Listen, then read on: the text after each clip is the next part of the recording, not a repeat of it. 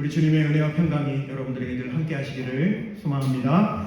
옆에 있는 분들이랑 인사하는 시간 갖도록 하겠습니다. 주님의 이름으로 사랑합니다. 인사합니다. 주님의 이름으로 사랑합니다. 감사합니다. 그동안도 참 많이 더웠던 것 같은데 오늘은 그래도 날씨가 한결 기온이 내려간 것 같습니다. 환절기 건강도 조심하시고요. 환절기가 되면 특별히 여러분들께 부탁을 드리는 게 신앙의 열심을 또 품을 수 있는 저와 여러분 다 되셨으면 좋겠습니다. 오늘 우리가 다니엘 4장에 있는 말씀을 함께 묵상하려고 하는데요.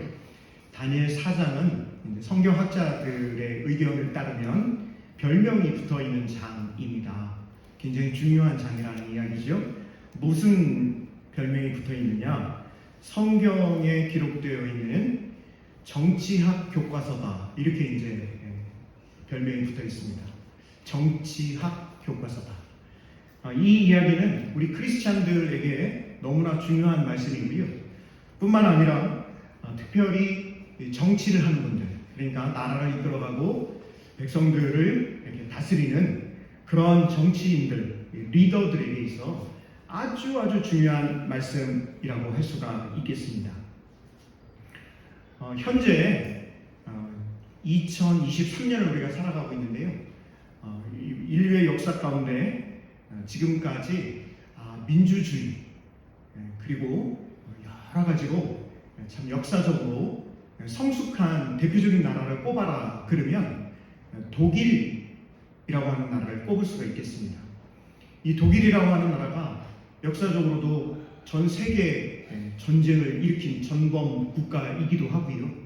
참 여러 가지로 이 나라가 어려움도 많고 그런 잘못된 일도 많이 있었음에도 불구하고 여러분들이 아시듯 독일이라고 하는 나라는 철학이 굉장히 발전한 나라가 독일입니다. 철학만 발전했느냐? 아니요. 신학도 지금 현재에서 신학이 제일 발전한 나라가 어디냐? 그러면 독일을 꼽을 수가 있는 것이죠. 이 독일에서 이제 공부를 하고 이제 역사를 가르치고 하시는 교수님 한 분의 이야기를 들어보면 이렇습니다. 우리나라는 거대 두 정당이 있는데요. 한 정당은 이제 보수 정당이라고 하고 한 정당은 진보 정당이라고 하는데요. 사실은 독일 민주주의 역사의 기준으로 본다면 우리나라의 두 정당의 한 정당, 그러니까 보수라고 일컫는 정당은 수구 정당이고요. 진보라고 하는 그 정당은 수구에서 조금 수구 아닌 정당으로 봐야 된다. 이렇게 말씀을 하시더라고요. 제가 이 이야기를 지금 드리는 이유는 다니엘 4장을 우리가 오늘 함께 말씀을 묵상을 할 텐데 정치학 교과서라고 하는 별명이 붙어있는 그런 장이라고 말씀을 드렸잖아요. 우리가 이 다니엘서를 쭉 읽어가면서 특별히 역사에 대한 관심을 좀 가져야 된다. 우리 크리스찬들이 그 말씀을 먼저 드리면서 사실 역사를 제대로 공부하지 않고 왜곡된 역사관으로 살아가다 보면 국가도 그렇고 교단도 그렇고 여러 가지로 어려운 일들이 발생할 수밖에 없다라고 하는 것이죠. 성경을 잘 배운다. 한번 따라해 주실까요? 성경을 배운다. 질문하는 거예요. 성경을 배운다. 그것은요, 또 다른 말로 하면 역사를 배운다 라고 하는 말로도 바꿔서 이야기를 할 수 있다라고 하는 것입니다. 성경을 잘 배운다, 역사를 잘 배운다 라고 하는 것은요, 다시 말씀드려서 메타노이아 한다는 거예요. 메타노이아가 뭐냐? 회개라고 하는 헬라 말입니다. 여러분, 오늘 우리가 짧은 시간이지만 다니엘 4장의 말씀을 함께 묵상하면서 내가 앞으로 성경을 잘 배우는 삶을 살아갔으면 좋겠다. 그 이야기는 뭐라고요? 역사를 내가 잘 배워가야 되겠다. 이런 결심을 하고 실제로 여러분 책도 좀 읽어보시고 해야 될 필요성이 분명히 있습니다. 오늘 이 시간을 통해서 함께 묵상하려고 하는 것은 4절에서 33절의 말씀인데요. 4절에서 33절에 느부갓네살 왕이 어떤 일들을 겪게 되는 사건이 벌어지게 됩니다. 4절에서 33절의 말씀이 그것이 기록이 되어 있는데 1절에서 3절과 오늘 본문 말씀으로 제가 여러분들께 읽어드린 34절에서 37절 말씀은 이 4절에서 33절의 사건이 다 끝난 다음에 나에게 이런 일이 있었어 라고 느부갓네살 왕이 고백하는 그 고백의 내용이 아주 정리되어 있어 1절에서 3절과 34절에서 37절까지 기록이 되어 있다라고 하는 것을 먼저 말씀을 드려요. 자, 그러면서 여러분 제가 한번 1절에서 3절 말씀을 한번 읽어드릴게요. 그러니까 어떤 사건이 있었는데 이 사건을 겪고 나서 느부갓네살 왕이 이렇게 고백하는 거예요. 1절에서 3절 말씀 제가 읽어드릴게요. 느부갓네살 왕은 천하에 거주하는 모든 백성들과 나라들과 각 언어를 말하는 자들에게 조서를 내리노라 원하노니 너희에게 큰 평강이 있을지어다. 지극히 높으신 하나님이 내게 행하신 이적과 놀라운 일을 내가 알게 하기를 즐겨하노라. 3절 같이 봅니다. 시작. 참으로 크도다 그의 이적이요 참으로 능하도다 그의 놀라운 일이요 그의 나라는 영원한 나라요 그의 통치는 대대에 이르리로다. 이렇게 이제 하나님 앞에 찬양을 하고 있는 것을 볼 수가 있습니다. 1절에서 3절이 하나님 앞에 찬양을 하고 있고요. 오늘 보면 34절에서 37절에서도 자기가 겪었던 그 사건을 되돌아보면서 와, 내가 이러한 일을 겪다니 라고 하며 또 하나님 앞에 찬양하는 것으로 4장이 마무리되고 있다라고 하는 것이에요. 자, 이제부터 여러분들과 함께 말씀을 좀 나눠보려고 하는데 먼저 느부갓네살 왕에 대해서 잠깐 여러분들께 설명을 좀 드리도록 하겠습니다. 이 바벨론 제국 그러면 이 느부갓네살 왕을 빼놓고는 이야기할 수가 없는데 많은 성서학자들이요 이 느부갓네살 왕에 대해서 연구를 한 연구 논문이 있습니다.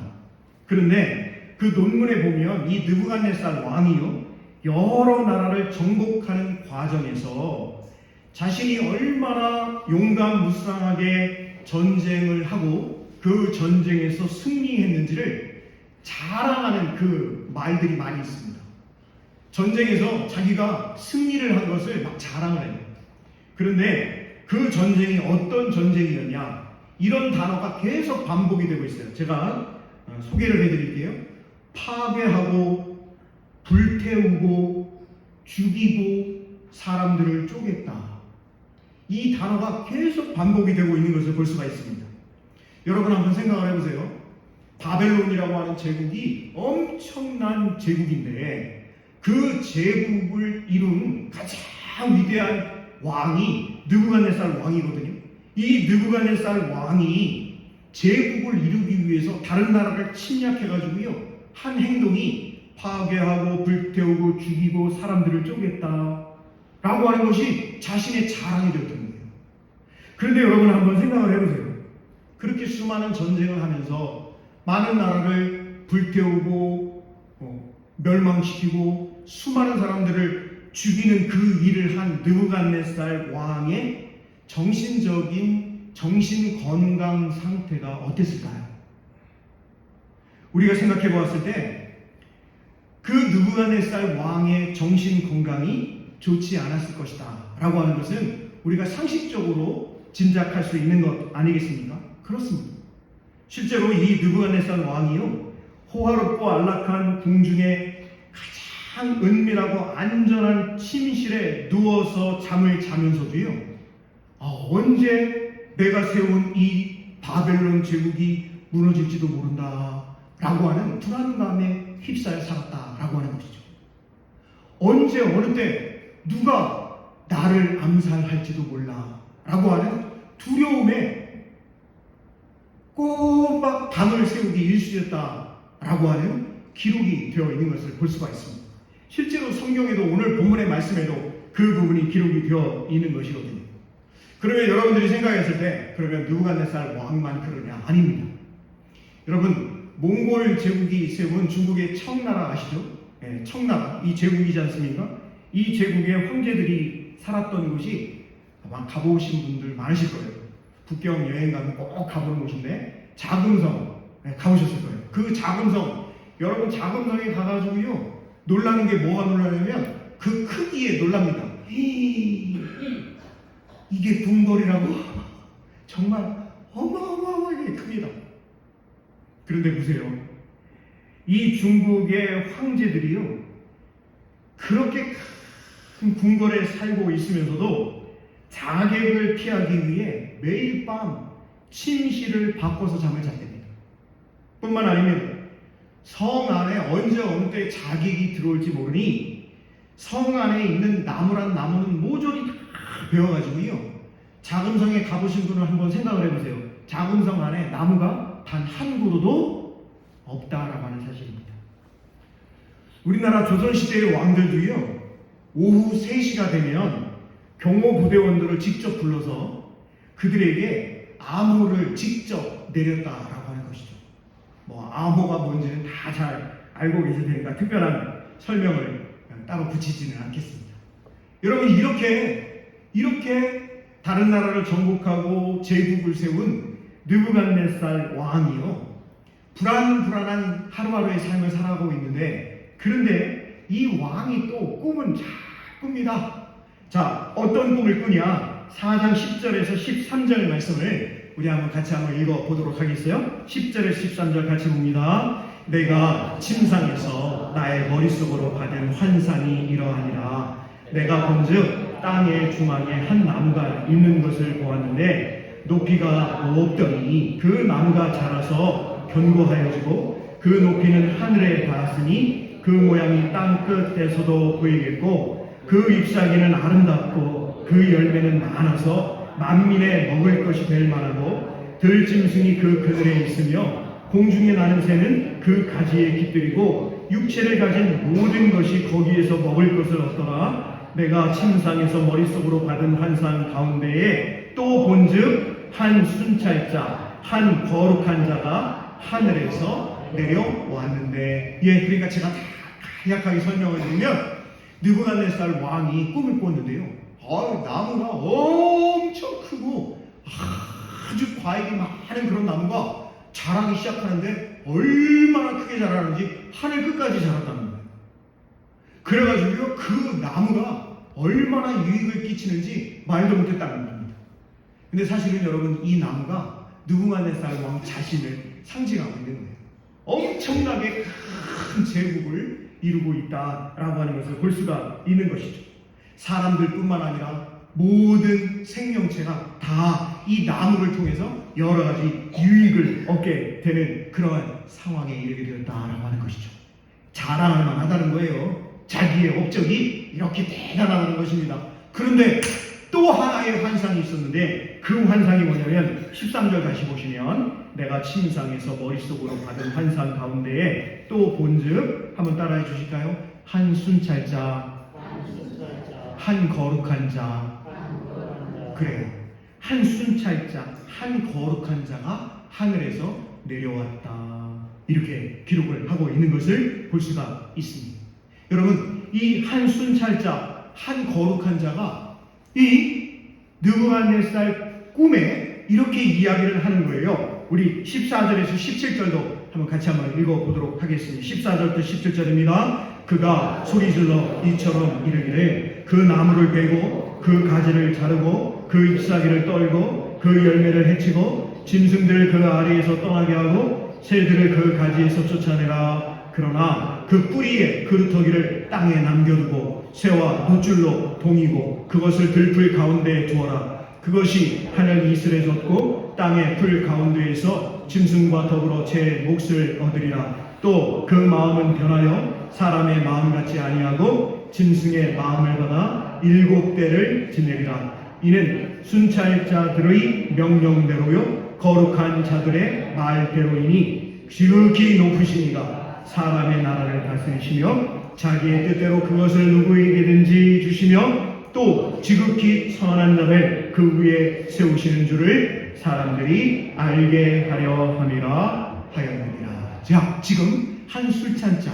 한 거룩한 자가 꿈에 느부갓네살 왕, 엄청나게 좋은 큰 열매가 많은 그 나무가 하늘 끝까지 이르렀는데요. 그런데 이 한 순찰자, 한 거룩한 자가 뭐라고 그러냐면 이 나무를 싹둑 베버려요. 싹둑 베버리고 거기 그 큰 나무에 깃들이고 있는 새들, 짐승들, 사람들 다 쫓아보내요. 그런데 이 그루터기만 남겨둬요. 밑둥만 남겨놓으라 이렇게 이야기를 하면서 7해 동안 이 느부갓네살 왕이요 제정신이 아니어서, 그러니까 정신이 돌아가지고 짐승처럼 광야에 나가서 7해 동안 살게 될 것이다, 이렇게 말씀을 하고 있는 장면이 바로 14절에서 17절에 기록이 되어 있는 것을 볼 수가 있습니다. 여러분, 느부갓네살이요 이 꿈을 꾸고는 너무나 두려운 거예요. 왜요? 큰 나무가 그냥 쑥쑥쑥쑥 커가지고 하늘 끝까지 닿을 때만 해도 그래, 저 나무는 나를 상징하는 거고 내가 이렇게 위대한 큰 일을 했지. 그럼 수많은 사람이 나에게 와서 머리를 조아리고 짐승들까지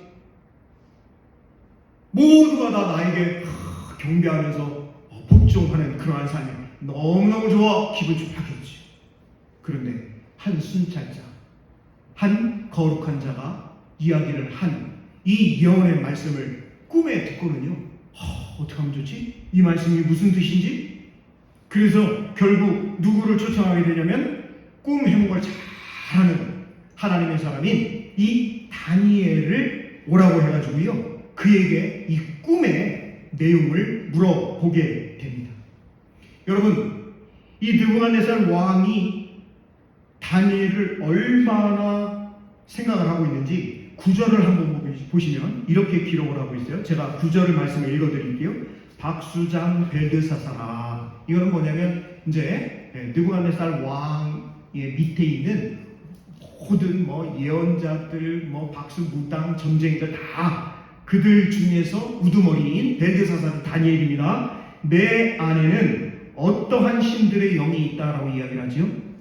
거룩한 신들의 영이 있다. 이렇게 느부갓네살 왕이 다니엘을 이렇게 인정을 하고 있는 것을 볼 수가 있습니다. 여러분 18절도 한번 보시면 18절, 나 느부갓네살 왕이 이 꿈을 꾸었나니 너 벨드사사라 그 해석을 밝히 말하라. 내 나라 모든 지혜자가 능히 내게 그 해석을 알게 하지 못하였으나 오직 너는 능히 하리니. 같이 읽어봅니다. 이는 거룩한 신들의 영이 내 안에 있으니라 라고 하면서 느부갓네살 왕이 벨드사사, 즉 다니엘에게 자기가 꾼 꿈의 내용을 이야기를 하고 있는 것을 볼 수가 있습니다.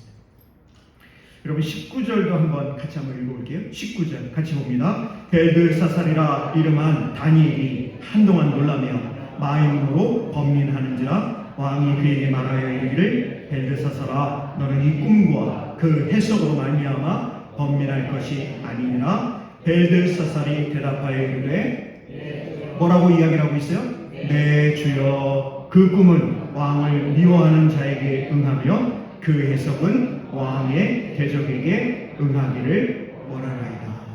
이 꿈이 그냥 개꿈이 아니라는 거예요.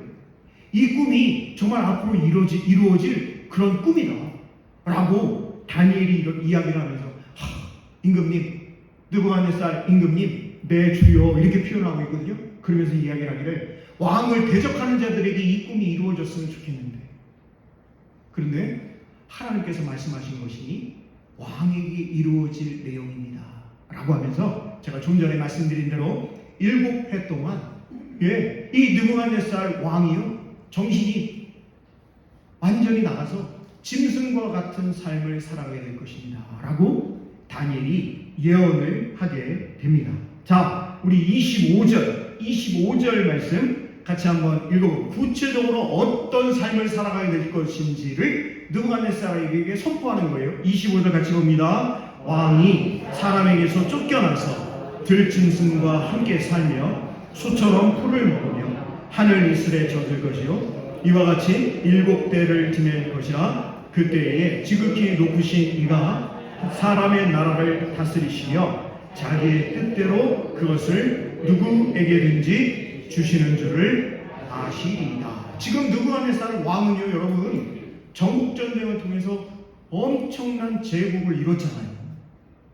다른 나라를 침략해가지고요, 다 무너뜨리고 쪼개버리고 불살라버리고 사람을 죽이고, 그렇게 해서 사람들의 피로 건설된 나라 제국이 바벨론 제국이거든요.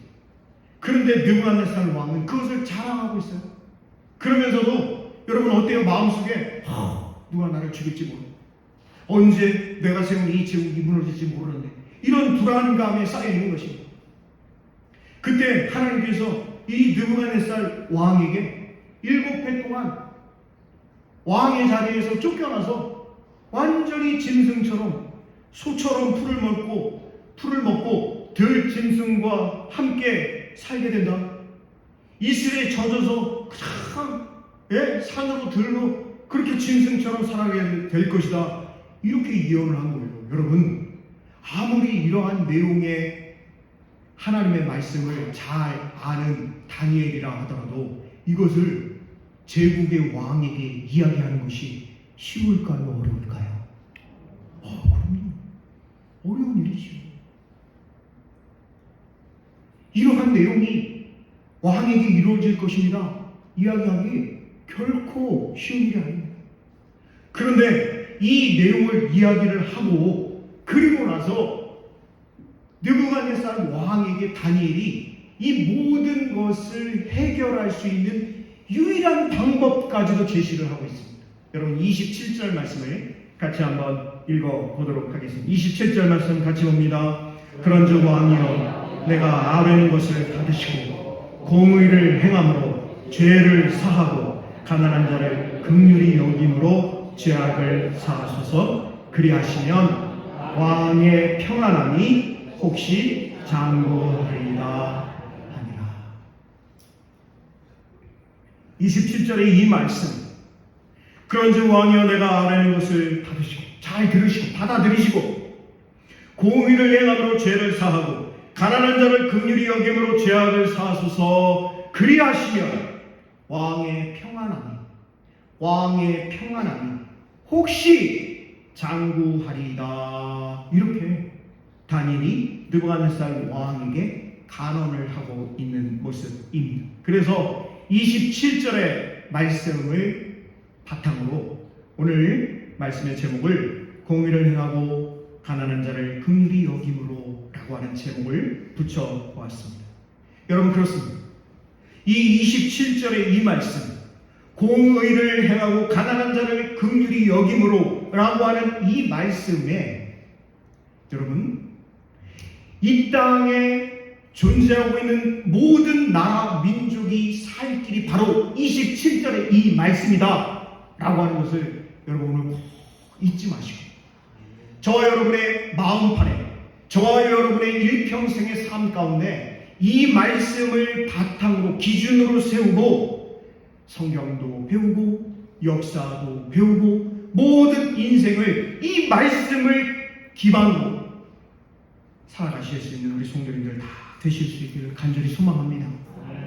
여러분, 제가 이 말씀을 왜 이렇게 강력하게 강조해서 말씀을 드리냐면, 신학적으로 보면 가난한 자들은 하나님 나라와 특별한 관계에 있는 사람들이다라고 하는 거예요. 어떠한 사람들이요? 가난한 사람들. 하지만 경제학적으로 보면요, 가난한 사람들은 경제 발전의 어두운 음영에 있는 자들이에요. 기껏해야 국가의 복지 정책의 수혜자들을 일군 거의 없는 자처럼 취급을 받는 것이, 그것이 이 세상 경제학입니다.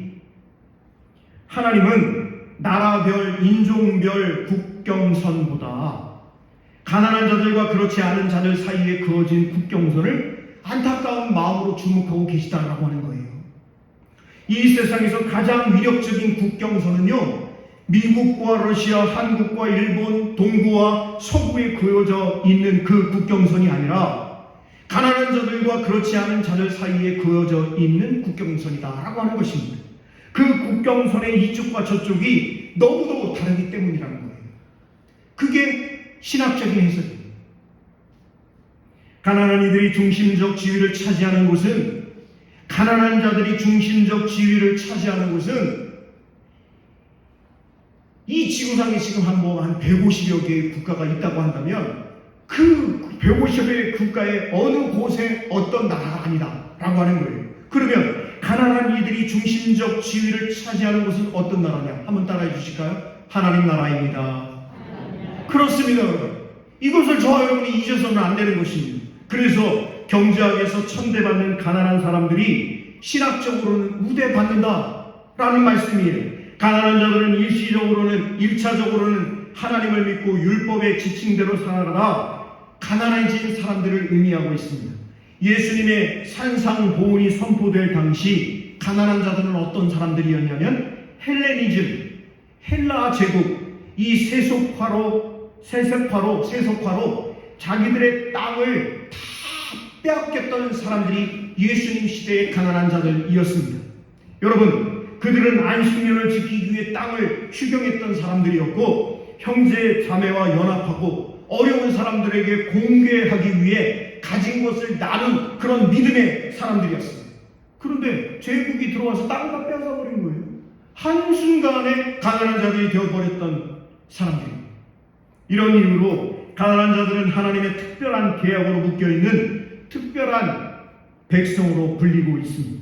가난한 자들이 하나님과 특별한 계약 관계 아래에 있는 사람들이라고 해서 우리가 어떤 특정한 정치 이데올로기를 신격화하는 것은 아닙니다. 자신의 죄악된 습관으로 가난해진 이들도 있습니다.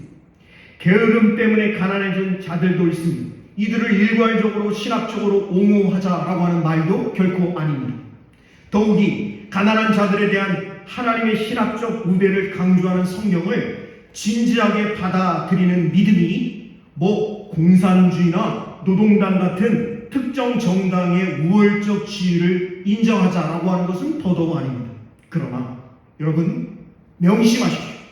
하나님 말씀을 지키려다가 죄악된 방법으로 부를 늘릴 기회를 나는 그렇게 할 수 없어. 내가 예수님을 믿는 사람이고 하나님을 믿는 사람인데 내가 이런 식으로 부정부패를 저질러서 부자가 될 수 없어. 그 기회를 멀리하다 어느새 가난한 자가 되어버린 이들에 대한 하나님의 원초적 계약은 부인할 수 없는 성경의 계시임에 틀림없다라고 하는 것은 저와 여러분이 잊지 마시기를 부탁드립니다. 성경 66권 전체의 일관된 주제가 가난한 자들을 하나님께서 편애하신다는 것입니다. 여러분 놀랍지 않습니까? 하나님의 사랑이 얼마나 위대하고 얼마나 놀라운 사랑인데, 그런데 성경 66권을 잘 읽어보면 하나님께서 특별히 편애하시는 사람들인데 그 사람들이 어떤 사람들이라고요? 가난한 자들이라는 것입니다. 그렇다면 왜 하나님은 가난한 자들을 편애하실까요? 아르헨티나의 신학자인 구스타프 구티에레즈라고 하는 신학자가 있는데, 이분이 쓴 가난한 자들의 역사적 위력이라고 하는 책에서 이렇게 이야기를 합니다.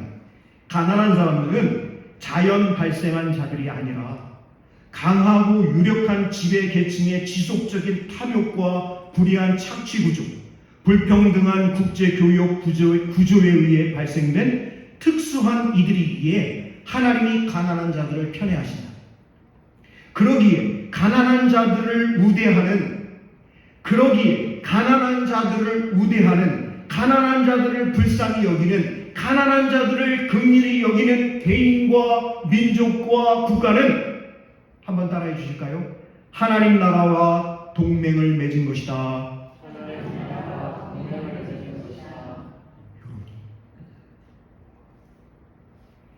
가난한 사람을 긍휼히 여기고 힘없는 사람들의 처해 있는 그 상황에 대해서 마음 아파하고, 어디에서 지진이 일어났는데 지금도 모로코인가요? 지금도 내전 때문에 목숨을 걸고 바다를 건너가지고 다른 나라에 좀 우리 좀 받아달라 이렇게 하는 난민들이 얼마나 많이 있습니다. 그러한 사람들의 소식을 접할 때마다 단 한순간이라도 하나님, 이들의 이 어려움과 이들의 이 고난과 환난을 하나님 외면하시지 말아주시길 바랍니다. 기도하는 그 사람의 기도를 하나님이 응답해 주실 줄로 믿습니다. 그러한 사람이 하나님 나라의 시민인 줄로 믿습니다. 여러분 그렇습니다. 가난한 자들을 우대하는, 가난한 자들을 긍휼히 여기는, 힘없고 빼없고 정말 아무것도 없어서 하나님만 바라볼 수밖에 없는 그 사람들을 긍휼히 여기는 그 사람, 그 민족, 그 개인은 하나님 나라와 동맹을 맺은 것이다. 여러분, 오늘날 우리나라도 뭐 외교가 중요하니까 어느 나라와 친하게 지낼까, 어느 나라와 동맹이 중요하지요.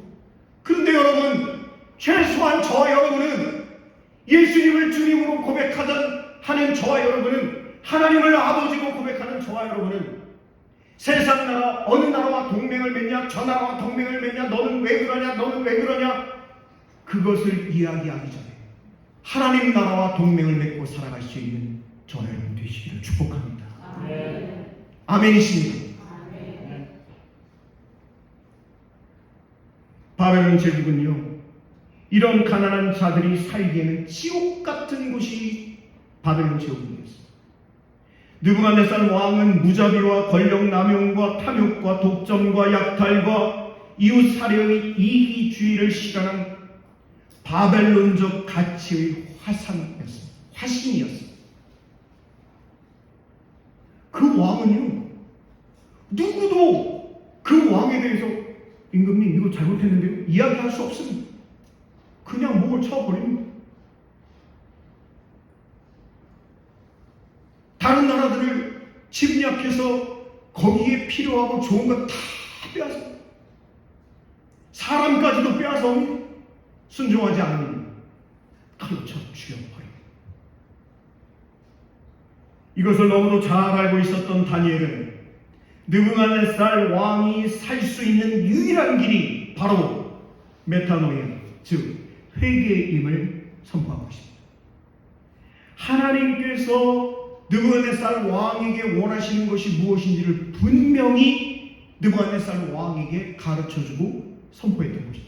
여러분, 하나님께서 원하시는 것은, 아브라함에게, 다윗에게 원하셨던 것은 다른 게 아니었습니다. 창세기 18장 19절, 22장 18절, 사무엘하 8장 15절, 하나님께서 아브라함에게 원하셨던, 다윗에게 원하셨던 대표적인 것이 바로 공의와 정의를 실천하는 삶을 살아가라 말씀하고 계십니다. 아브라함에게 그렇게 말씀하셨고, 아브라함의 후손들이 하나님이 원하시는 공의와 정의를 실천함으로 하나님의 복을 받는 하나님의 자녀로서의 삶을 살아가기를 원하셨던 하나님의 마음이 잘 기록되어 있습니다. 사랑하는 성도 여러분, 아브라함이 큰 민족이나 다윗의 왕국 둘 다 결국은 공의와 정의를 실천하지 못해 망해버린 소돔과 고모라의 대안으로 등장한 공동체였다라고 하는 것이 신학자들의 의견이에요. 소돔과 고모라가 얼마나 발전한 도시였습니까? 소돔과 고모라가 얼마나 살기 좋은 도시였습니까? 여러분들 성경을 잘 읽어보신 분들은 잘 알고 있어요. 아브라함의 조카 롯이 눈을 들어서 이렇게 보니까요, 이야, 소돔과 고모라 저기는 에덴 동산 같다, 에덴 동산. 그래서 거기로 간 건 아니겠습니까? 그런데요, 서로 소돔과 고모라는 가난한 자들을 멸시하고 학대하다가, 힘없는 자들을 멸시하고 학대하다가 결국 어떻게 되었습니까? 하나님의 불의 심판을 자초하고 역사 속에 사라져 버린 것입니다. 이것을 잘 알고 있었던 이사야 선지자, 예레미야 선지자들이 자신들 당대 유다 왕국이나 북이스라엘 왕국이 소돔과 고모라 수준의 불의와 폭력과 무자비의 공동체가 되었다고 드세게 비판을 하고 있습니다. 에스겔 선지자도 동일하게 비판을 하고 있습니다.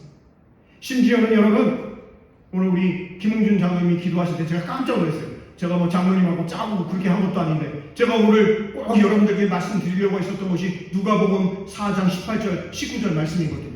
누가복음 4장 18절 19절 말씀이 어떤 말씀이에요? 예수님께서 이 땅에 인간의 몸을 입고 오셔서 인카네이션 하셔서 3년 동안 공생애를 하시고, 그리고 나서 예수님이 그 모든 사역의 핵심으로 이야기하신 것이 누가복음 4장 18절과 19절 아니겠습니까? 하나님이 왜 가난한 자를 편애하시냐? 그것을 예수님이 직접 말씀하신 거예요. 우리 18절, 누가복음 4장 18절 19절 같이 한번 읽어보겠습니다. 시작. 주의 성령이 내게 임하셨으니 이는 가난한 자에게 복음을 전하게 하시려고 내게 기름을 부으시고 나를 보내사 포로된 자에게 자유를, 눈먼 자에게 다시 보게 함을 전파하며 눌린 자를 자유롭게 하고 19절 주의 은혜의 은혜를 전파하게 하려 하십니다. 이게 누구 이야기라고요? 예수님께서 취임 설교로 하신 내용이에요. 취임 설교가 뭐예요? 나 이제부터 공생애를 살아갑니다 라고 하시면서 하신 말씀의 핵심이 누가복음 4장 18절과 19절 말씀이라고 하는 사실입니다. 실제로 다니엘이 느부갓네살 왕에게 했던 이 예언의 말씀대로 이루어졌고요. 그리고 7년 동안 실제로 느부갓네살 왕이 왕의 자리에서 쫓겨나가지고요 짐승처럼 살아가게 되었습니다. 그런데 이 모든 것이 다니엘이 하나님의 말씀 선포한 대로 이루어졌다라고 하는 것인데, 그 이루어지고 난 다음에 고백하는 것, 우리 34절 말씀 한번 읽어보면, 다니엘 4장 34절 말씀 같이 읽어보겠습니다. 그 기한이 참에 나 느부갓네살이 하늘을 우러러 보았더니 내 총명이 다시 내게로 돌아온지라. 이에 내가 지극히 높으신 이에게 감사하며 영생하시는 이를 찬양하고 경배하였나니 그 권세는 영원한 권세요 그 나라는 대대에 이르리라. 여러분, 이렇게 고백을 하고 있잖아요. 이렇게 고백한 이유가 32절 보세요. 32절 보세요. 32절 내가 사람에게서 쫓겨나서 들짐승과 함께 살면서 소처럼 풀을 먹을 것이요 이와 같이 7때를 지나서 지극히 높으신 이가 사람의 나라를 다스리시며 자기의 뜻대로 그것을 누구에게든지 주시는 줄을 알기까지 이르리라 하더라. 32절. 이게 하나님께서 다니엘에게 이 느부갓네살 왕의 꿈을 해몽해서 이야기해 줬는데 그대로 이루어졌다라고 34절에 이 느부갓네살 왕이 고백을 하고 있는 거예요. 그러면서 자기가 난 바벨론 제국의 왕이야, 만왕의 왕이야, 이렇게 생각을 했는데 그게 아니다라고 하는 것을 깨닫고 고백을 하고 있는 것입니다. 여러분, 하늘을 우러러 보았더니 34절 그 기한이 참에 나 느부갓네살이 하늘을 우러러 보았더니, 한번 따라해 주세요. 하늘을 우러러 보았더니, 느부갓네살 왕이 하늘을 우러러 보았다라고 하는 것은 느부갓네살이 하나님 앞에 기도했다는 거예요. 느부갓네살이 겸허한 자기 부인의 단계에 이르게 되었다라고 하는 것입니다. 하나님에 대한 순종과 복종을 깨닫게 되었다라고 하는 것입니다. 그렇게 힘을 행사하다, 제국의 왕으로서의 힘을 행사하다 결국 짐승 수준으로 처참하게 전락한 뒤에야 이스라엘 하나님이 절대 주권자요 통치권을 가지고 계신 분이며 모든 왕의 왕이고 바벨론 제국의 왕도 마음대로 하실 수 있는 분이 하나님이심을 고백하고 있는 것입니다. 하나님은 절대적 자유의 통치자이심도 고백합니다. 우리 35절 말씀 같이 읽어보겠습니다. 35절입니다. 땅의 모든 사람들을 없는 것 같이 여기시며 하늘의 군대에게든지 땅의 사람에게든지 그는 자기 뜻대로 행하시나니 그의 손을 금하든지 혹시 이르기를 내가 무엇을 하느냐고 할 자가 아무도 없도다. 36절도 읽어봅니다. 그때 내 총명이 내게로 돌아왔다. 또 내 나라의 영광에 대하여도 내 위엄과 광명이 내게로 돌아왔고 또 나의 모사들과 관원들이 내게 찾아오니 내가 내 나라에서 다시 세움을 받고 또 지극한 일세가 내게 더하였느니라.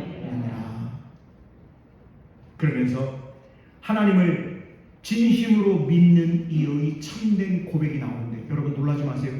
이 느부갓네살이요 그렇게 어마어마한 제국을 세우고 짐승처럼 7년 동안 쫓겨났다가 다시 왕으로 회복되고 난 다음 마지막으로 하고 역사 속에서 사라지게 되는데, 그 마지막으로 한 말이 여러분 이 말입니다. 우리 37절 말씀 같이 읽어보겠습니다. 그러므로 지금 나 느부갓네살은 하늘의 왕을 찬양하며 칭송하며 경배하노니 그의 일이 다 진실하고 그의 행하심이 의로우심으로 교만하게 행하는 자를 그가 능히 낮추시니라. 할렐루야.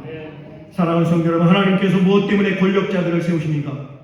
공의와 정의를 행하기 위해, 압제받는 자에게, 가난한 이들에게 긍휼을 베풀기 위해 하나님께서 권력자들을 세우십니다.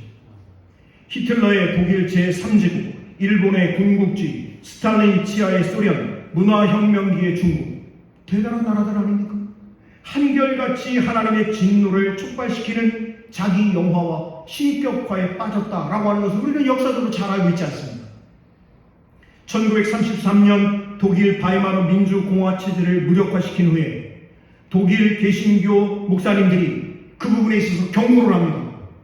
총통, 그렇게 하면 안 됩니다. 하나님의 심판을 받게 됩니다. 그때 히틀러가 뭐라고 하는지 아십니까? 하나님은 하늘이나 잘 다스리라고 하시오. 나 히틀러는 이 땅을 책임지겠소. 얼마나 교만한지. 러시아 가톨릭 교회 수녀들을 학살한 스탈린이요, 교황이 공개적으로 비판을 합니다. 어떻게 수녀들을 학살할 수가 있냐? 그때 스탈린이 뭐라고 한지 아십니까? 교황 그자에게 탱크 몇 개 여단이 있다고 함부로 입을 놀리고 까불어? 이렇게 이야기했어요. 사랑하는 성도 여러분, 왕의 광기를 치료하는 길은 왕이 범한 죄를 속하는 길밖에 없습니다. 하나님의 공의를 세우기 위해 메타노야, 회개하고 하나님께 돌아오고 가난한 자들을 긍휼히 여기는 정책을 펴는 것밖에 없음을 보여주고 있습니다. 어떻게 하면 왕이 자신의 죄를 덮을 수 있나요? 가난한 자를 사랑과 자비로 돌보고 그들에게 대한 착취를 그칠 때 가능함을 오늘 다니엘 4장을 통해서 하나님께서 저와 여러분에게 말씀하고 계시니, 이 말씀, 특별히 다니엘 4장 27절의 말씀 마음판에 새기고 살아갈 수 있는, 어떠한 어려움과 역경이 오더라도 이 말씀, 하나님의 말씀 붙잡고 승리할 수 있는 귀한 성도님들 다 되실 수 있기를 주님의 이름으로 축복합니다. 기도하겠습니다. 사랑과 은혜가 풍성하신 하나님, 오늘 다니엘 4장의 귀한 말씀, 엄청나게 놀라운 이 말씀 우리의 마음판에 새기고 하나님 나라를 위하여 헌신하며 또 어려운 이웃들을 향해 기도하며 긍휼로 우리의 사랑의 손길을 펼칠 줄 아는 삶을 살아갈 수 있는 우리 포항영락교회와 온 성도들 되게 하여 주시옵소서. 예수님 귀하신 이름으로 감사하며 기도드립니다.